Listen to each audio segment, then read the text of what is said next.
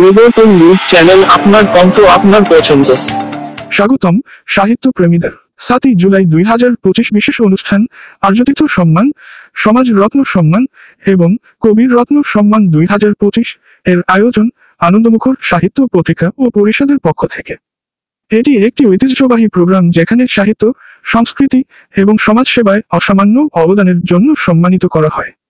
এই অনুষ্ঠান অনুষ্ঠিত হচ্ছে কৃষ্ণপদ মেমোরিয়াল ট্রাস্টের ভবনের ঘরে। এটি সত্যিই এক অনন্য স্থান যেখানে সাহিত্যের আলো ছড়ে। সাহিত্য ও সংস্কৃতির হার্দিক সম্মান ও উদযাপন। সম্মানিত করা হচ্ছে তাদের যাদের অবদান আমাদের সমাজকে সমৃদ্ধ করেছে। 2025 সালে আনন্দমুখর সাহিত্য পত্রিকা ও পরিষদ আর্যতীর্থ সম্মান, সাহিত্য ও সংস্কৃতির অঙ্গনে অসামান্য অবদান রাখার জন্য সম্মানিত করল গুণীজনদের।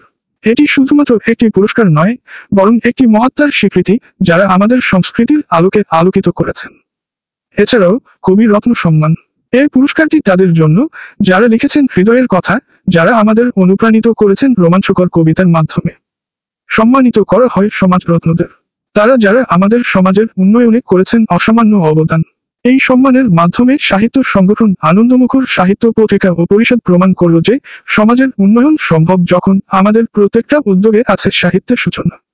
আনন্দমুখর সাহিত্য পত্রিকা ও পরিষদের আয়োজনে এই আয়োজনের মাধ্যমে একত্রিত হলেন সাহিত্যপ্রেমীদের, গুণী লেখকদের এবং সমাজের সেবকদের। সাহিত্যের দীপ জ্বালাতে, সমাজের মূল্যবোধ ও সংস্কৃতির প্রতি সত্যিকার সম্মান জানাতে দেওয়া আর্যতীর্থ সম্মান, কবির রত্ন সম্মান এবং সমাজ রত্ন সম্মান 2025।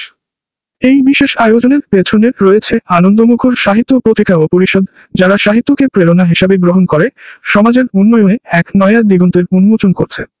এটি শুধু একটি পুরস্কার নয়, এটি আমাদের সকল সৃষ্টিশীল শিল্পীর জন্য এক উৎসাহের সূচক। উপস্থিত ছিলেন সাহিত্যিক সমীর শীল, সাহিত্যিক দিলীপ কুমার পরামানিক, কবি বিশ্বনাথ সাউ, কবি বাদল বর্মন, অনুষ্ঠানের মঞ্চ সঞ্চালক, চিত্রপরিচালক পলাশ বৈরাগী, উচ্চ পরিচালক প্রদীপ বিশ্বাস, সাহিত্যিক জালাল উদ্দিন মণ্ডল, সাহিত্যিক শ্রীমন্ত কুমার মণ্ডল, শিল্পী জয়া দাস, শিল্পী অনিল বরণ ঘোষ, শিল্পী সুনিতা মণ্ডল। লেখা যায় কবি পুরন্দর পাটগিরি, কবি কৌস্তব বসু, অজিত কুমার দাস, কবি নির্মল রায়, কবি নির্মলা রায়, কবি ডক্টর নমিতা ঘোষ, অনুপমা দেবী, কবি হরেন্দ্র কলিতা, কবি কৃষ্ণ দাস, অমর কুমার দাস। প্রকাশিত কাব্য বই হেকলা নারী সঞ্জীব কুমার রাহা, সাহিত্যিক উমা শঙ্কর, কবি প্রভাষচন্দ্র বিদ্যাতীর্থ, জগন্নাথ রজক, সুপর্ণা পাল বণিক, কবি বংশীবদন চট্টোপাধ্যায়, কবি ও সাহিত্যিক গীতিকণ্ঠ মজুমদার, শিল্পী জন্টু লাল সিকদার, JLS। অনুপস্থিতিতে কবি সনকা বিশ্বাস, কবি প্রদীপ ভট্টাচার্য, কবি কৃষ্ণপদ দাস, সঙ্গীত শিল্পী স্বপ্না সর্দার, কাকলি দাস সমাজসেবী, কবি অনুরাগ বসু, কবি অরূপ কুমার সরকার। পুরো মিলিয়ে অনুপস্থিত এবং উপস্থিত সম্মান সংবর্ধনা 40 গুণীজনকে দেওয়া হয়েছে। সাহিত্য প্রেমী যখন সম্মানিত হন, তখন এক নতুন প্রেরণা পান আরো ভালো লেখার জন্য। আর্যতীর্থ সম্মানের মাধ্যমে সাহিত্যিকদের, কবিদের এবং সমাজের সেবকদের স্বীকৃতি দিতে প্রতিজ্ঞাবদ্ধ।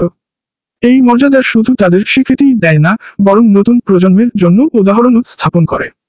2025 সালের এই অনুষ্ঠানে দেশের প্রখ্যাত ব্যক্তিত্বগণ, সাহিত্যিক ও সৃষ্টিশীল মনের মানুষ একত্রিত হলেন এই মহৎ সম্মাননা অনুষ্ঠানে। এমন সাহিত্যিক, লেখক, সমাজকর্মী সম্মানিত হচ্ছেন যারা একের পর এক প্রমাণ করেছেন যে সাহিত্য শুধু শব্দ নয়, এটি একটি শক্তি। এই অনুষ্ঠানে আলোচনায় শ্রোতাগণ, সাহিত্যিক সমাজ, শ্রোতাদের শুনলেন সাংস্কৃতিক ব্যক্তিত্বদের অভিজ্ঞতা ও চিন্তা, যারা আমাদের সমাজের উন্নতিতে গুরুত্বপূর্ণ ভূমিকা রাখছেন। এই অনুষ্ঠান শুধুমাত্র একটি পুরস্কারের আয়োজন নয়, এটি আমাদের সমাজে আসা সাহস ও প্রেরণার একটি উৎস। আবহমান বাংলার সাহিত্য চর্চাকে উদযাপন করা হয়েছে। আনন্দমুখর সাহিত্য পত্রিকা ও পরিষদকে ধন্যবাদ এমন একটি অসাধারণ আয়োজনের জন্য। চলুন আমরা সাহিত্যকে অবলম্বন করে এগিয়ে চলি। ধন্যবাদ আমাদের সাথে থাকার জন্য। আরও তথ্য ও আপডেট পেতে আমাদের চ্যানেলটি সাবস্ক্রাইব করুন। আমি সর্বপ্রথমে ধন্যবাদ জানাবো মাননীয় মিডিয়া সাহেবকে, যিনি আমার এই ছোট্ট বার্তাটা মানুষের কাছে পৌঁছে দেওয়ার জন্য দায়িত্ব নিয়েছেন। আর দ্বিতীয়ত আমার ধন্যবাদ হচ্ছে সুপর্ণাকে, যে এই আনন্দমুখর সাহিত্য পত্রিকাটাকে মানুষের কাছে পৌঁছে দিচ্ছেন যার বার্তার সাহায্যে। আজকে একটা বিশেষ সংবর্ধনা, যে সংবর্ধনাতে আমি থাকতে পেরে আমার নিজেকে ধন্য মনে হচ্ছে। আমার সঙ্গে আরও বিশিষ্ট মানুষরা ছিলেন, অনেক কবি, সাহিত্যিক, ঔপন্যাসিক, লেখিকা, সঙ্গীত শিল্পী তারাও ছিলেন, বা অভিনেতা ছিলেন। আমি সেই সঙ্গে আমি একজন চলচ্চিত্র পরিচালক থাকতে পেরে নিজেকে ধন্য মনে হয়েছি। আর দ্বিতীয়ত প্রশ্ন বলবো যে সুপর্ণার এই প্রচেষ্টা আগামী দিনে আরও বড় করে হোক, মানুষের কাছে পৌঁছে যাক। কারণ অনেক মানুষের প্রতিভা আছে আর প্রতিভাটাকে প্রকাশিত হয় না, সেই প্রকাশিত দায়িত্বটা কোথায় সুকন্যা নিয়েছেন, মানে আনন্দমুখর সাহিত্য পত্রিকায় নিয়েছেন। তো সেই আমি পত্রিকাকে বলবো যে তারা আগামী দিনে এই ছোট কনফারেন্স রুম নয়, একটা ব্রিগেডের বড় ময়দানে তারা যেন সংবর্ধনা দিতে পারে, আমি সেই কামনাই করবো। সমাজে বার্তা দেওয়ার বলতে কি যে মানে সমাজের বিভিন্ন প্রান্তে বহু প্রতিভা ছড়িয়ে ছিটিয়ে রয়েছে এবং সেই প্রতিভা মর্যাদা, মানে সেই প্রতিভাকে যথাযোগ্য সম্মান তারা সরকারিভাবে হোক আর বেসরকারি কর্পোরেট সেক্টর থেকে হোক আর যেভাবেই হোক সেভাবে দেয়া হয় না।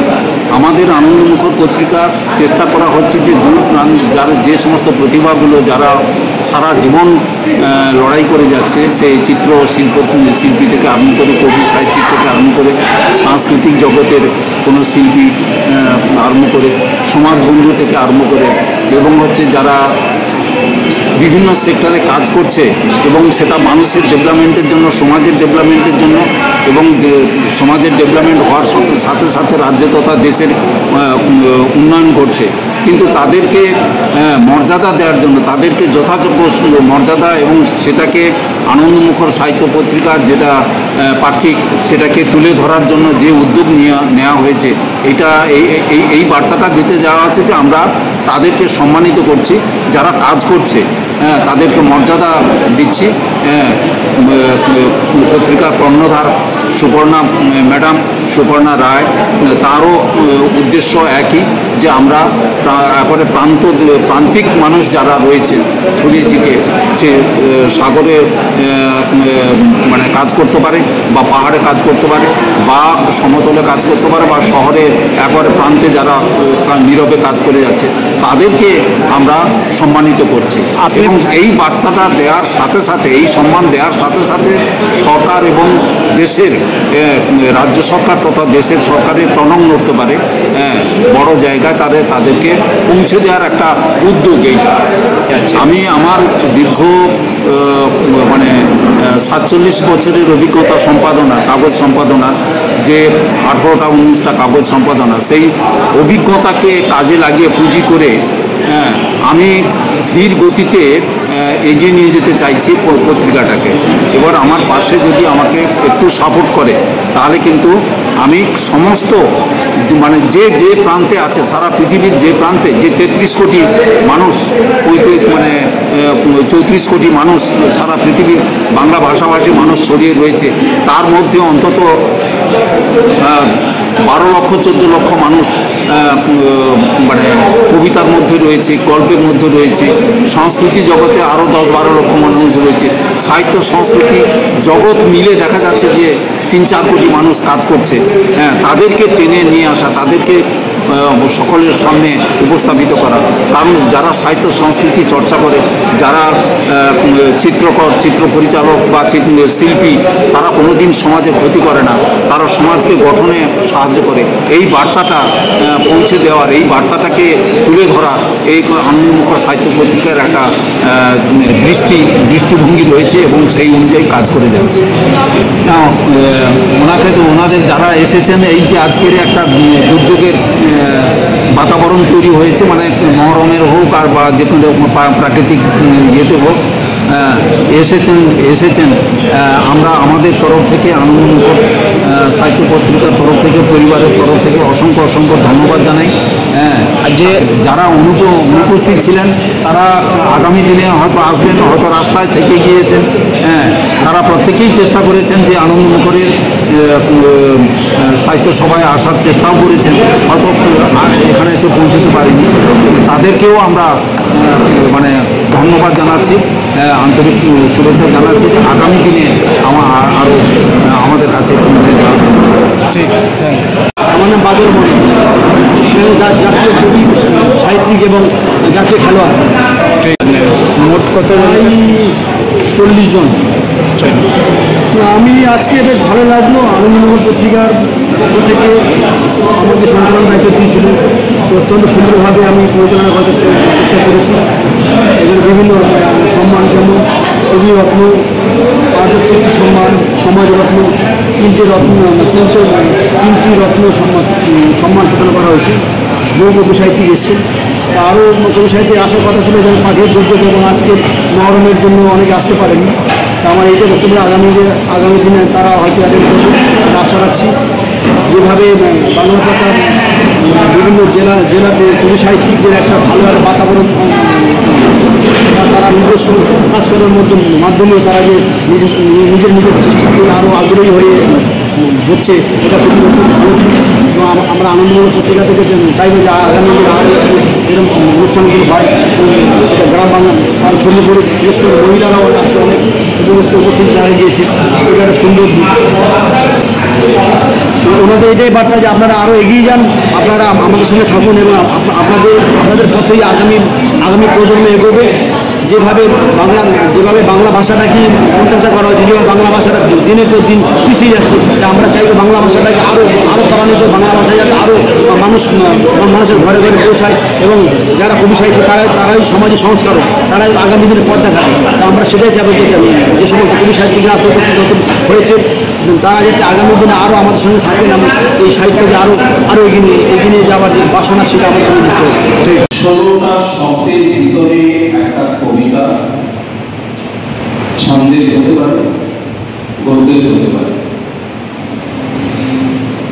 অনেক যে পরিবেশ নিয়ে যে পত্রিকা, পাক্ষিক পত্রিকা, এটা প্রকাশিত হয়েছে জুন মাসে।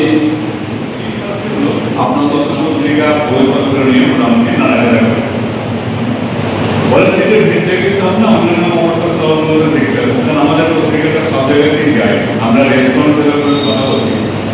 পরিস্থিতি পত্রিকাটা খুব ভালো চলে, অন্যান্য ভালো চলছে না, আমি ভালোই চলে। খুবই ব্যক্তিগত এবং সামনে অবস্থায় সকলকে আমার আন্তরিক শ্রদ্ধা। শিবকুমার রায়ের অনুরোধে দেখছি সাংবাদিক থেকে উপন্যাস বিষয়ে কাজ করে, সেটা হচ্ছে যে ব্যক্তি স্বার্থ আমাদের এই সমাজ প্রশ্নটা বাইরে করে।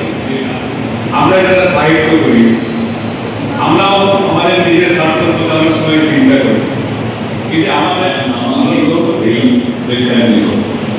তারপরেই আমাদের একটু আগে রবীন্দ্রনাথের একটি 2 লাইনের কবিতা উচ্চারণ করে বলেছিলেন যে আমি অবাক হয়ে শুনি।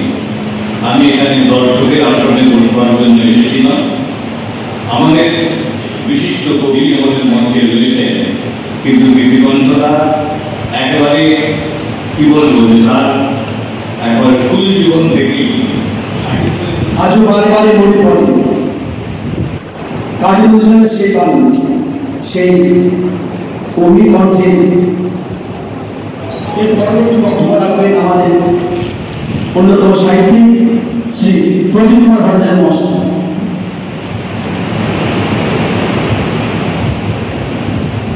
এখানে যে আপনার কি মঞ্চে বা নিচে যারা, আমি তো সেখানে আমাদের নিজে কিছু অর্জন করতে গিয়ে বিভিন্ন লাইব্রেরির সদস্য, বিভিন্ন দেওয়ালে আমরা মোবাইল ধরে কারো কি হচ্ছে আপনারা প্রত্যেকেই জানেন এবং বুঝবেন আমার কতটা কন্ডিশন হয়ে গেছে।